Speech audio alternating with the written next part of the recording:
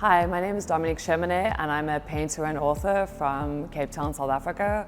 I create these paintings and all of my paintings and characters are based on scenes from my new novel, Many Shallows. With the book, I took 3 of my greatest fears and kind of wrapped each character in them. Felice has this fear of being touched by people and this desire to almost become invisible. Milena has this struggle between the masculine and feminine within her. She hates being a woman. She desperately wishes that she could escape this feminine form that she feels trapped in. Dora lives in this wagon on the hill, on the snowy mountaintop. The villagers come to her every day and she takes away their sins and she lives this incredibly isolated life. In the paintings, I try to really reimagine this idea of isolation and fear and that battle within yourself and the struggle to be a human in the world.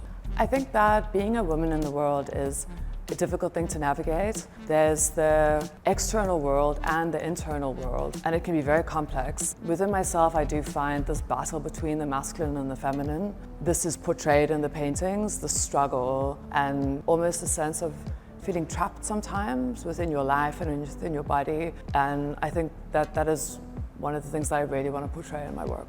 Do you consider yourself a feminist artist? I do, yes. I think I have my own idea of what it means to be a feminist. The way that I portray my female figures is very grotesque.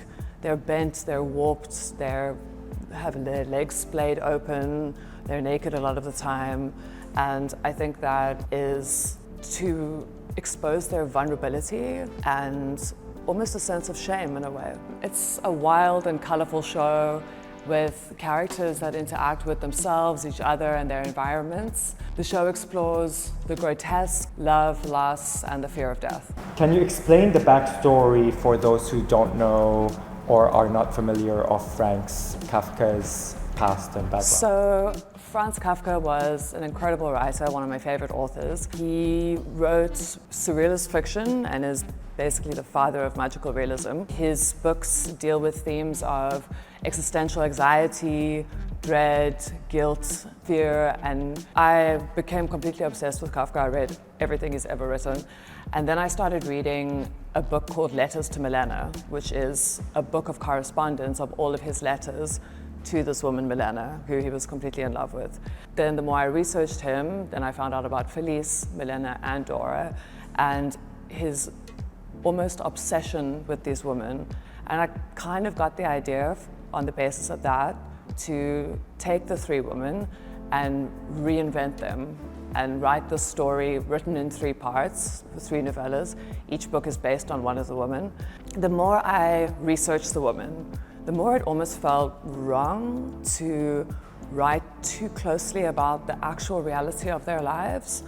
So what I did was I took one thing from each woman, Milena's strengths, Felice's reticence, and Dora's loyalty to Kafka, and built new characters based on these traits. I think that the book became more of a self-portrait than anything else, delving into my own personality and dealing with my own fears, about struggles between the masculine and the feminine, fear of death, sickness. Growing up, I always thought I was going to be a painter. It was the only thing I was even remotely good at. I got to a point with painting that everything that I did just didn't come out right, and it started to build this frustration in me and like an anger towards myself that I couldn't be this painter that I thought I was supposed to be. Like, the characters were always too kitsch, too cartoonish, too vulgar and grotesque, the colors crazy and perhaps not sophisticated enough for my liking. And eventually painting became something that just wasn't fun for me anymore. And my husband Zander said to me, your heroes are writers. Camus, Sartre, Kafka. Why don't you try and express yourself with words instead of with images? And the moment I started to do that, I was just free all of a sudden. So for the next 10 years, I just wrote and wrote, and I wrote 6 books during that time. About a year and a half ago, we were in New York. I was doing some book readings to launch my newest novel, and we went to the Met, and I saw the show of Louise Bourgeois, And it was a painting show, and I'd never seen her paintings before, only her sculptures. And it just did something to me. Walking around the show, it was like a key that unlocked this hidden door in my mind that I didn't even know was there. And suddenly, painting was possible again. How has your experience as a novelist influenced your painting practice? Although the books inform the paintings, all the paintings are based on scenes and characters from the books. I like to have the freedom to completely reinvent the characters when I'm creating them in the world as visual objects. So they start out as these charcoal drawings where they kind of tell me what they want. Sometimes they'll look completely different than they look in the book. So sometimes they want a big black hat and stripy pajamas or long boots and gloves. They really just dictate to me what they want while I'm busy drawing them. And the charcoal drawings are blueprints for the paintings in the end. I feel that there's a vein of discomfort in your work, and at a recent studio visit we spoke about weaponizing of shame. Can you talk more about that? When I stopped painting, it was because everything that I did just felt cringy. It didn't feel serious. It was like I couldn't stop my hands from doing this, basically. And it didn't feel like it was enough. It felt like shameful. And Lisa Yuskovaj said in an interview once, "Weaponize your shame," which I thought was completely amazing, and it really changed the way I was thinking about painting. And from that I took, just embrace your cringe.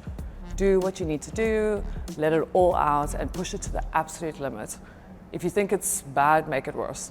If the edge of the canvas is the boundary of the character's world, I like to make them fight against this boundary, enclosing them and trapping them in the void of the canvas. And extension and the distortion of the limbs is a crucial part of creating this sense of drama. When I'm selecting colors for a particular painting, I often think, what is the most wackadoodle thing that I can do? Like, what is literally the worst color choice I can come up with? And then I just do that.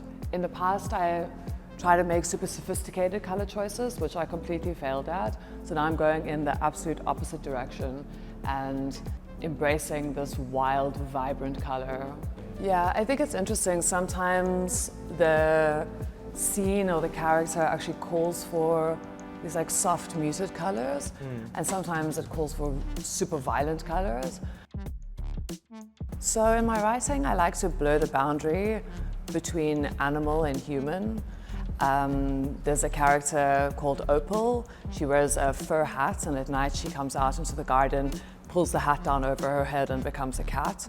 In the third book, The Maze, Dora's transformation is that she becomes a dog so that she can take revenge on the village children by killing them. And part of the distortion is very important in creating emotion. The reason that I distort the limbs of the characters, sometimes adding multiple limbs, is to create panic in the composition. The adding of limbs can mean many different things. It can show the vulnerability of the character, but also at times the dominance of one character in the scene over another. I'm wondering, do we need to read the novels to understand the paintings? I think that the novels give you a deeper understanding into the characters and into the scenes and scenarios that are depicted in the show, but I do feel like the paintings tell their own story, and I think that they can stand alone without the writing.